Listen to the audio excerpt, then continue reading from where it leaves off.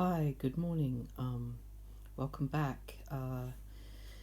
It's Saturday. I think it's the 12th, and I we're away again. And I felt like I wanted to, um, while we're away, get more intensely involved with the cards. So, because I've been very lightly working with them, kind of peripherally, and I would like to write about each one so I can have a handbook. So I'm going to start maybe producing a bit more content to see how all the cards are working together and see what shows up intuitively in the readings. So this is kind of a process thing. So I might be going off piste a little bit, and you're welcome to leave at any time.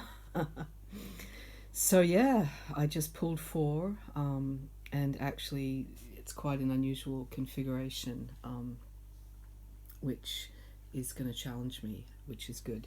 So this one is this is kind of this card has two different meanings. On one hand, it's a card about the earth this way, which is, the trees and the inner earth and the rivers and sort of the auric protection.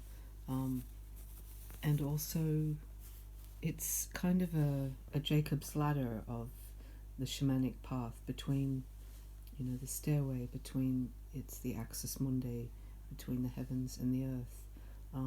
So it exists in two different dimensions simultaneously. Just a side note, I am really interested in kind of physics, and I can get very abstract. Abstraction is my language. I appreciate abstraction because it is a trickster. It kind of enables me to sidestep my egoic mind. So I'm always looking for a truth that is not as literal, perhaps, as logic is. So, yeah. So, in quantum physics, two states exist simultaneously, and it depends on our perception. And our perception is hooked into both.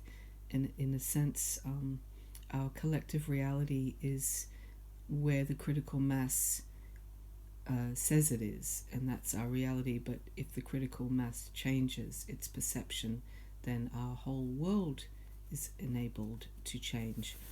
So this is about the land, and it's also about the connection. And as you might have seen if you've been following me, for these readings, very much into the multi-dimensional universe. So yeah, and just this is the second card, and actually just what we've been talking about.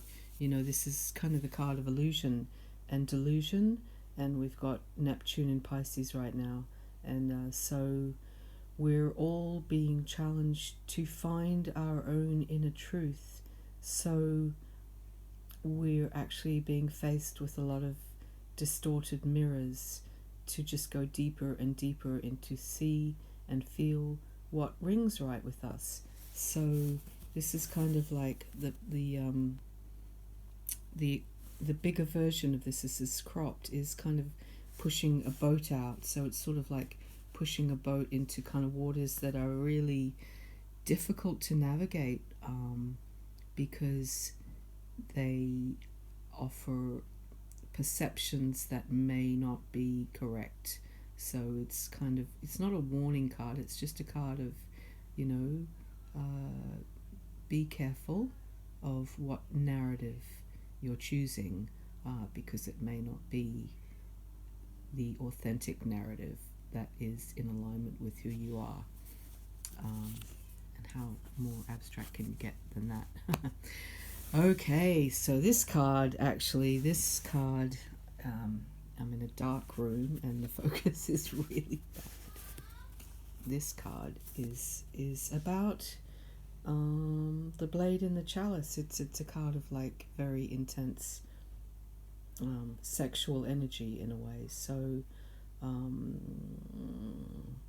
this is what the universe. What's coming out of my mouth is what the universe is based on, and in a way, this is a planet of love primarily, and there is heart love, and there is also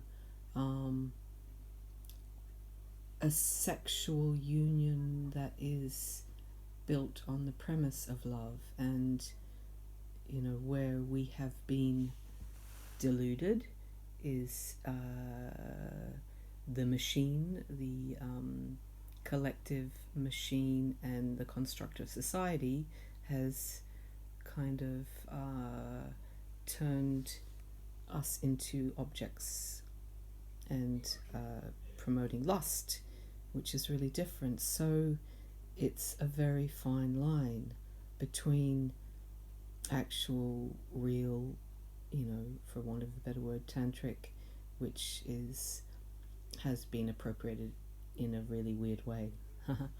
But it's about the flow of chi and authenticity and spontaneity, and you can get really lost in that labyrinth. Again, that's another labyrinth, but the union that is with the highest, not in a spiritual way, but in an intentional way, connection is actually contributing to the planetary energies. So, the cognitive dissonance of what sex is, what love is, we're thrown a lot of things to take us away from our truth. And it's all about finding, again, from the last reading I did, that resonance of our own truth. And everyone's truth is different.